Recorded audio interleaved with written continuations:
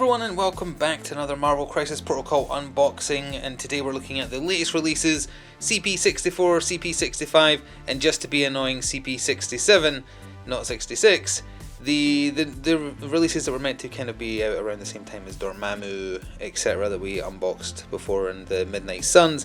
A little bit delayed, finally here available in the UK as well, although I think America's still waiting for Dormammu at this point, which is a shame because he's fun. So we have, well, I was going to say it's the Convocation Affiliation, but not necessarily. It's a bit weird how this works, but we can look at it as we go. But we'll go in order, as always. So we'll start with Mordo and the Ancient One, go to Dr. Voodoo and Hood with his possessed alter form, and then finally the new Doctor Strange, who is unique in a couple of different ways as well, and Clea. So let's get started. Alright, box number 1, here we go, and I'm so glad they went with a Tilda Swinton-esque Ancient One. I like the design and the miniatures look great. Also happy that not one of these features a strategic explosion on the base, because it was getting a little bit, you know, one too many explosive bases in the most recent releases. So here we are. So Mordo's actually on a larger base, it seems. I realise that now looking at the box. Doesn't seem particularly necessary, but let's take a look at the sprues. So you get your usual two, as I always call them, hella-sized bases, although you could go with Ultron or whoever else. The 4 usual options for the Ancient One. And then speaking of, this is the Ancient One's bit of sprue. We'll take a look at the, oh no, we've got to do our little magic hand combinations. It's in 3 bits. We'll look at the assembly instructions in a second. Actually, wait, no, that's Mordo. That's his foot things, isn't it? Yeah, that's totally, never mind. I'm entirely wrong. I saw the magic and assumed it was the thing she's holding. It is not. That's what he's standing on. He stands on a trio of 3 of them on top of smoke, which unfortunately you've got to attach to the smoke. This is the Ancient One. And she's got like a Dragon Ball Z power-up thing going on around her base, which is kind of neat. Where's the assembly instructions? Here they are. Okay, here we go. So I apologise if I sound a bit sniffly. Allergies. Oh, part of the sprue's broken. There we go. It's the first time it's ever happened. The Ancient One's head got broken off the sprue. I don't think, hang on, let's see if it's damaged. I don't think it's damaged. I think it's just like caught. Like it was, oh yeah, there's where it's broken off. That's a shame. It's the first time I've ever had like a pre-broken bit of sprue from them. Alright, assembly instructions. Sorry, as I was saying, I'm sniffly with allergies, so I apologise. It happens. Mordo's assembly. It looks okay on the assumption that that's easy to understand, because sometimes the vagaries regarding smoke and where to place it and whatnot is frustrating on miniatures. Okay, and the Ancient One seems fine as well, not too shabby. And again, I really like how they did the Ancient One. Very, very nice looking. Alright, well, let's crack open their bag of goodies. Oh, I think they come with a mission, possibly. So the way the Convocation Affiliation works, as I remember it vaguely from spoilers AMG did, there's no set leader. You can choose a leader, and then you choose an affiliation bonus from cards, as opposed to it being on their actual character card. So, 3 Eyes of Sauron, and then a ring, and some tokens for various stats effects that I'm sure these two inflict. Oh, it is a mission. A 19th threat. Secure. Intrusions open across city as seals collapse, so it's themed around the Doctor Strange movie. That's they're dark portals, hence why they look like Dormammu's portal. Okay, 1 VP for each dark portal they secure during the cleanup. You interact with it, drop all objective tokens they're holding, if any, then roll a die. If the result is a crit, wild, hit or shield, place it within one of another dark portal. Otherwise, your opponent places it within one of another dark portal, and after being placed, the character suffers 1 damage. Alright, so you can get teleported around, but you can't hold objectives. So then when we have... Oh, there's going to be so many mispronunciations of spells across all these characters, I apologise in advance. Orb of Agamotto, obviously. Bane of Damballa. And Astral Ring. Convocation. At the start of the Convocation character's activation, it can spend 2 to play this card. Place a projection token within 3 of this character. When measuring ranges of his character's attacks and superpowers, measure them from the projection token instead. Character does not contest objectives normally. Instead, the projection token contests all objectives. Oh, that's very interesting, that is. Only costs 2 power as well. So what symbol... Oh right, they want you just to use the ring picture for where your Kagebunshin is. Okay. Bane of Damballa. After an attack made by an allied Convocation character is resolved, if the attack roll contained 1 or more wilder hits, it can spend 1 to play this card. The target character and enemy characters within 2 gain the root. Special condition. Doesn't seem super interesting, although I like the art. And then the Orb of Agamotto. Hadouken. Any number of Convocation characters not holding objective tokens can spend 3 each to play this card. Characters that spent power are placed within 3 of their current position. Not holding objective tokens though, that's the tough part, and 3 power is pretty hefty. Interesting though. So on to their character cards. Mordo is a 3 threat, the Ancient One is a 4 threat. Let's take a look at Mordo first. 6 health, medium move, 2/4/4 for defenses, so he's tanky and everything except physical. He only does mystic damage. His basic one has a push. His middle, he has a ranged one as well for free, which does hex. And then Reigns of Ragador for 4 power, 7 dice, range 4, burning rain. It does incinerate and poison. That sounds really good. Master of the Occult. This character gains 2 power. This superpower can only be used once per turn. It's an action though, so for 1 action he can have 2 extra power to play with. Soul Barb. Choose an enemy character within 3 with one of the following special conditions: hex, incinerate, poison, or slow. Each enemy character within 2 of the chosen character gains the chosen special condition. So you can kind of like spread out contagion, sort of. Ferocity of Sitarak. Again, apologies if I'm pronouncing any of these wrong. When an allied character within 3 of this character targets an enemy character with an attack, this character can use this superpower. The character adds 2 dice to the attack. After it's resolved, the attacking character suffers 1 damage. Okay, so you can buff people's attacks, but it costs them health. Vaulting Boots of Valtor. After this character is pushed, they can use this superpower to move back small.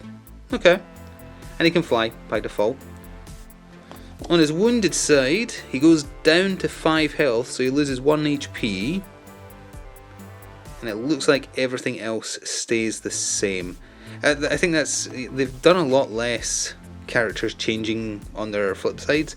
I guess the Hulkbuster is kind of the exception because you change forms. But in terms of characters that don't change forms, they're kind of all the same on the flip side for the next little while. So the Ancient One also has 6 HP, same HP despite being 1 more threat, medium move, same distance, 2/3/5 for her defenses. I'm not that keen on the art there. I know it is basically just mimicking the model, but still. Just does Mystic, range 2, 5 dice, has Pierce on her basic, has a ranged version that just generates her 1 power, and if it deals damage they gain poison.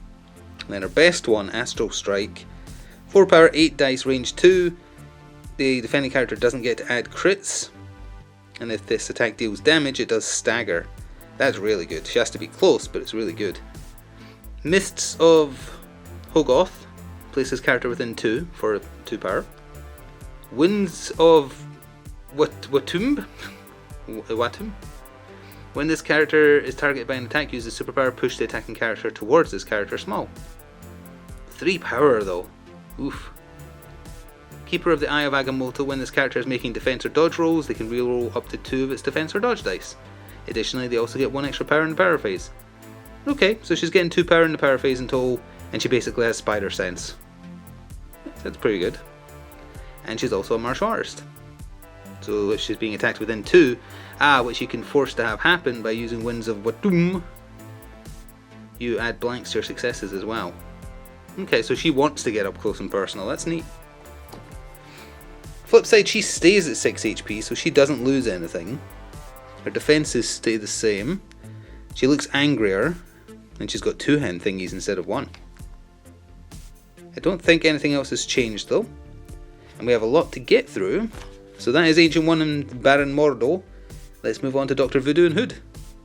Alright, CP65. Now I should point out my friend in Europe actually got this miniature early. I think they got all three of these early, but this is the only one he bought and was specifically interested in. So I've seen these built, but I haven't seen any of the cards other than, well, I saw their character cards when they were officially leaked by AMG, but thankfully they do that so far in advance I usually end up forgetting what they said. Well, we have the sprue. Let's look at that first real quick. I've taken to doing that first instead of casting Supreme Judgment first, I suppose. So you do get 3 miniatures, because the way the Hood works, he has a possessed form. Although if I remember rightly, you don't get to choose when to use it. It's kind of forced upon you by mystic attacks or something. So that is his evil form, his possessed form, where he becomes a spooky monster. I believe, yep, that's his base form. And that means this is Dr. Voodoo, who I believe is been updated in the affiliation list to be potentially in Avengers lists now, or something. I vaguely remember hearing that. Alright, here we go. Hood possessed. You've got to attach both sides of his face, but other than that, looks okay to me. Dr. Voodoo. The only complicated part looks like potentially doing this, the spooky mist connecting to each other, but and then on the other side, normal Hood. That looks satisfyingly simple. Love seeing that. Great. So then we have our bag with 3 character cards in it, I think. Actually, no, maybe the possessed side is the flip side. I don't remember how that works. Let's see, I guess. Ooh. So we get some activated tokens. Some Dr. Voodoo specific tokens. Oh yeah, because he has like a summoning thing. Again, I vaguely remember now. It's coming back to me. And 3 character tactics cards. Seance, Plane of Plane of Polduck, and then Hood's Gang. Okie dokie. So let's go with Seance first. Unaffiliated, Dr. Voodoo can play this card, while Dr. Voodoo has a Brother Daniel. That's what it is. Yeah, he has a Brother Daniel possession mechanic. Add 2 additional dice instead of 1 to his attack, defense, and dodge rolls when adding dice for crit results. While another character has the Brother Daniel token because he can kind of force the possession on people, that character does not add dice to his attack, defense, or dodge for crits. So it's a case of whether or not you want to buff yourself or nerf an enemy a little bit. Good art. Plane of that word. It's a Convocation active. Any Convocation character may spend 3 to play this card. Choose an enemy character. Allied characters may reroll any number of attack dice when making mystic attacks against the chosen character this round. Very, very potent if you're running mostly mystic characters. Hood's Gang. Only Hood normal, so when he's not in possessed form, can play this card during his activation. This round, when an allied character is attacking an enemy character contesting or holding an objective, the allied character can reroll 1 attack die. That's a whole big pile of meh, that one.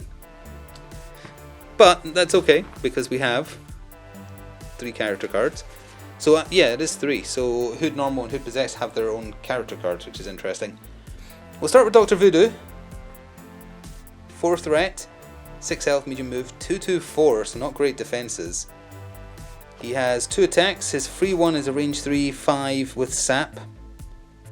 Staff of Legra, 3 power, 7 dice, range 2, power burn. Before damage is dealt, the character loses 1 power for each wild. In the attack roll, the character suffers 1 damage for each power lost this way and does not gain power for the damage suffered as a result of power burn. That's neat, he burns power out of people. Possession, this character can spend any number of power to use his superpower. Choose an enemy character within range 3 with a threat value equal to or lower than the amount of power spent. The enemy character drops all objective tokens. Move the Brother Daniel token to that character. While that character has the Brother Daniel token, it cannot interact with, hold, or contest objectives. Very potent, although obviously if you want to do that to a big nasty character, you're going to have to spend a lot of power. Spiritual Strength. It's a terrain throw for size 3. 3 power, size 2 or less. Enemy character as well, so that's not so bad. If this character has the Brother Daniel token, you can choose a terrain feature of size 3 or less. Okay. Interesting though, it doesn't say a character. So normally you can do a character or terrain feature size 2 or less, but if you have Brother Daniel on you, you can throw terrain size 3 but not characters. Alright, for 3 power. Recall Spirit. When this character is targeted by an attack, you can use this, move the Brother Daniel token to this character from anywhere. So if you want him back to get that defense bonus from that tactics card. And then Spirit of Brother Daniel. So you begin the game with Brother Daniel, obviously. When this character has that, you add 2 dice to all of its dodge and defense. Oh, okay, so he's technically a 4/4/6, as long as he's got Brother Daniel. During the power phase, you can move the token from anywhere to this character. Whenever a character is dazed or KO'd while it has Brother Daniel, move it back to him. This character cannot have a Brother Daniel token except for when it begins the game. When this character is removed from the battlefield, remove Brother Daniel. Whenever this character rolls dice after the effect is resolved, gain 1 power if the roll had at least 1 skull. He can fly. Oh, he's immune to Hex and Incinerate. That's really good. Huh. I feel like it's getting very in meta to inflict a lot of Hex and Incinerate. On his alternative side, he gets weird looking. Stays at 6 HP. Recall Spirit, Spiritual Strength, Possession. I believe they all stay the same. So, Hood Normal is 3 threat. It doesn't have much to say about. Why is the art like that? Is it to deliberately make him weird? That the art is on the right side, not the left? Oh well, anyway. He's got a Hex Shot, range 3, 4 physical with rapid fire. He gains 1 flat power for it. Then he has Dark Lightning, 3 power, 6 mystic dice, range 3 with arc, so it can chain to other targets. And after it's resolved, it does shock.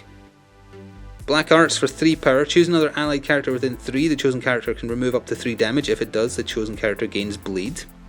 That's very Darkest Dungeon. The Occultist in Darkest Dungeon. A character may be affected by this superpower once per round. Invisibility Cloak for 2 power.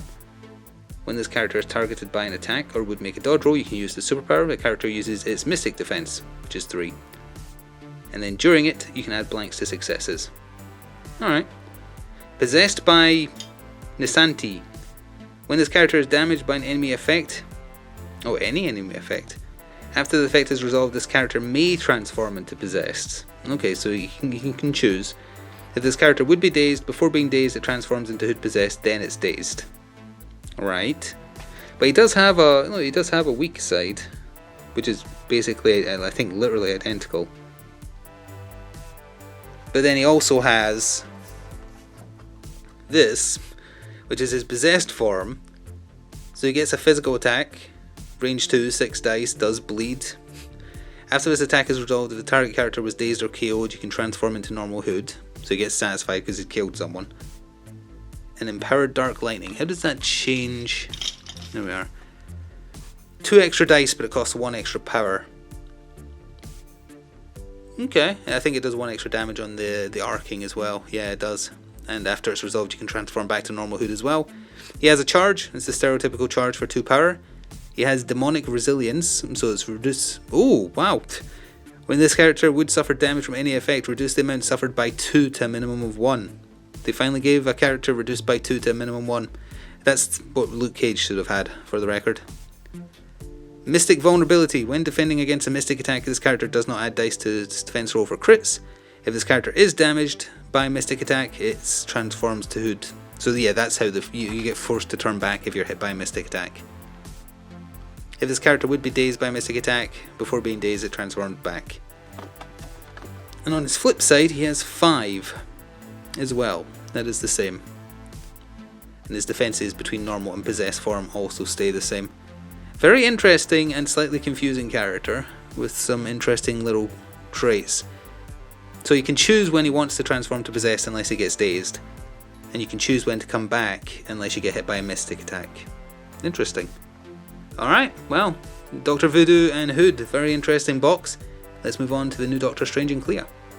So here we are, the last of the new releases until the end of October, when Hulkbuster and Miss Marvel, I think, are out. So the new Doctor Strange and his apprentice slash girlfriend or something, Dormammu's sister, and Clea. And if I remember rightly, I might be misremembering, we'll see for sure in a bit. I think this is AMG's first example of doing an alternative version of a character where the alternative version is not lower threat or higher threat. He's exactly the same as the current Doctor Strange. The different thing is it's offering a different playstyle based on a different point at the character's life, which is very interesting, because it doesn't always have to be a cheaper option or a more expensive option of the same character, like Black Widow, for instance. So Doctor Strange is on the larger base. You basically can't use that one, I think, because he's got a massive portal on the floor, so I think you have to use this one. Might be wrong. And then the usual assortment for Clea. There's the portal, actually, so hang on. You could just about fit it on. It would just about fit. It's close, though. Yeah, so that's the portal he's coming out of. I like how they managed to do that as well. It's like he's coming out of the dark dimension. And that's the rest of his base there with his cloak and whatnot. I prefer that costume for Doctor Strange as well. And that's Clea, not much to it.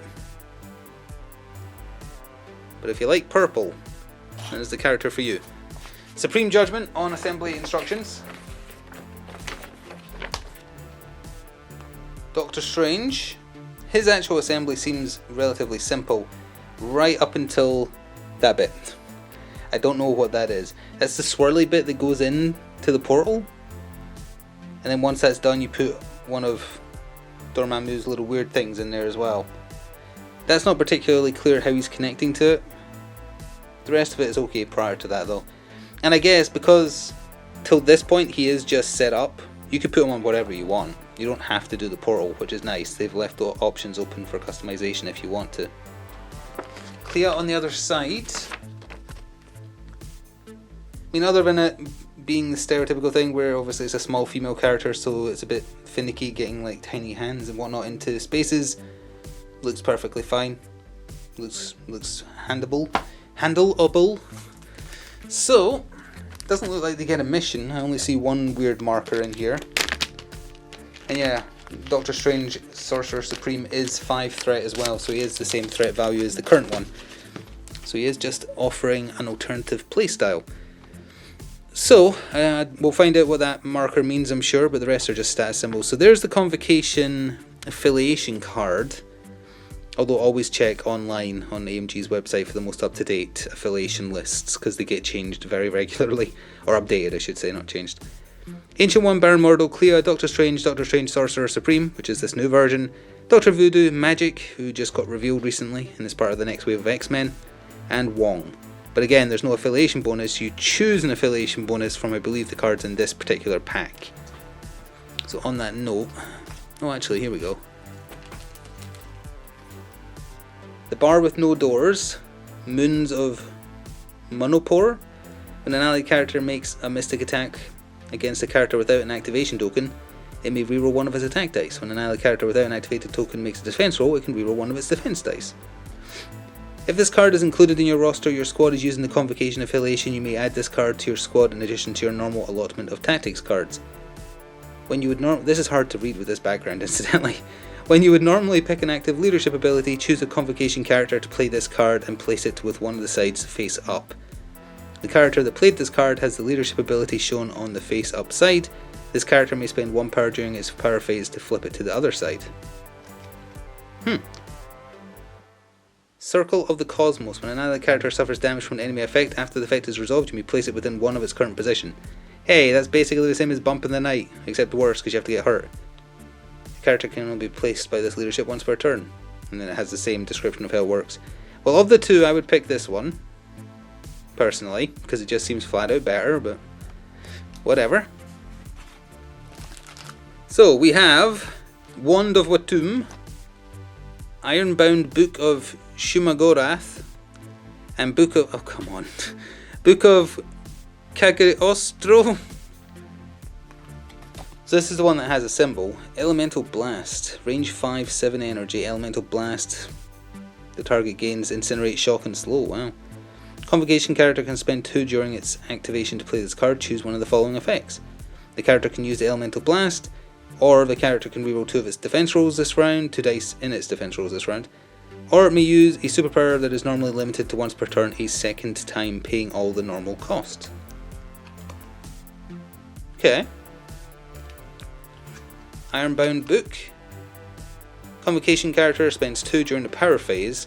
This round when an enemy target character is an allied character with the physical attack, I think that is. I can't quite tell.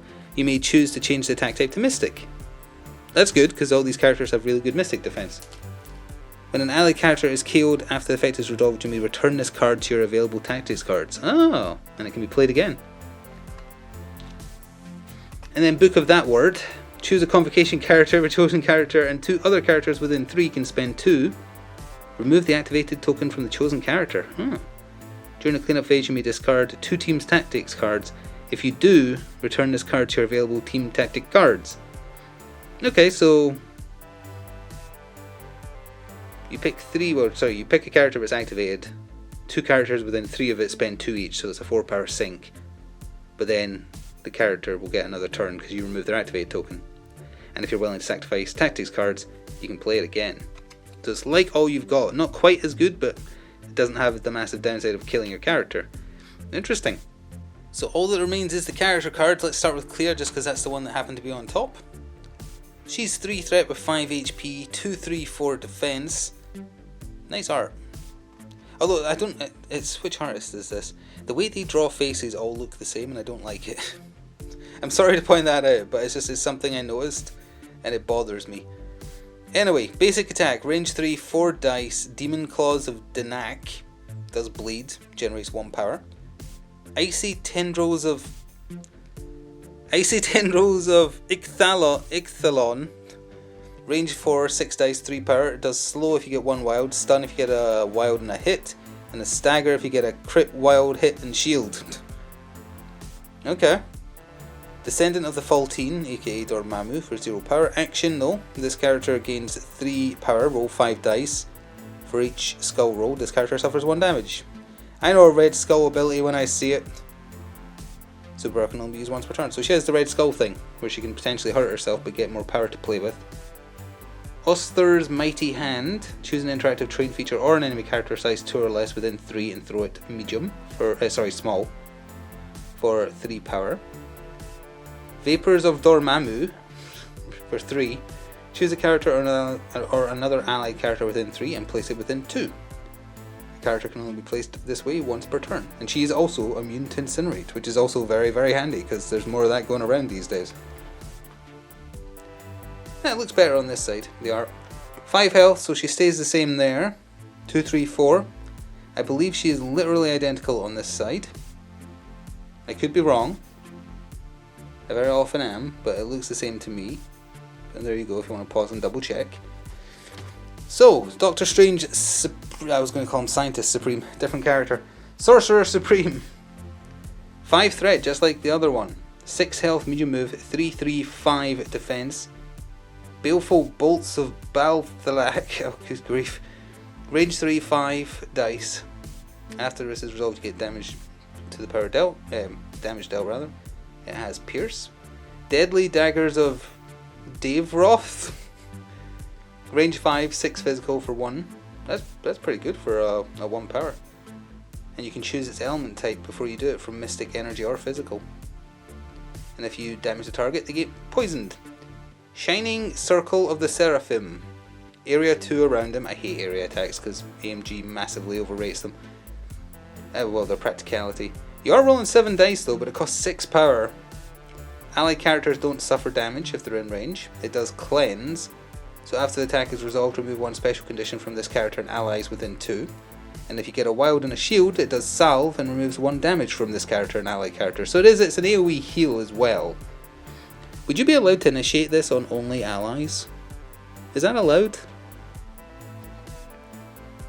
Maybe. I'm actually not sure if the rules allow that. I don't know if you have to target an enemy character with an attack. Scalpel of Strange. 4 power. Choose a character, or this character, within 2 and place them within 3. Okay. Chosen of Vishanti. During the power phase, this character gains 2 additional power, so he's getting 3 per turn, which is really good. I have Agamotto. You can modify and reroll skulls. And you can reroll all your attack or defense dice once per attack, so that's the same as the other Doctor Strange.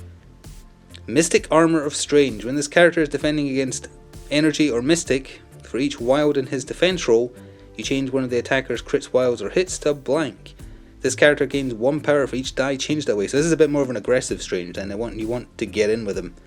And he has that mystic armor to help defend himself. He's not burning all his power on Horath's Hoary Wisdom or whatever it was called.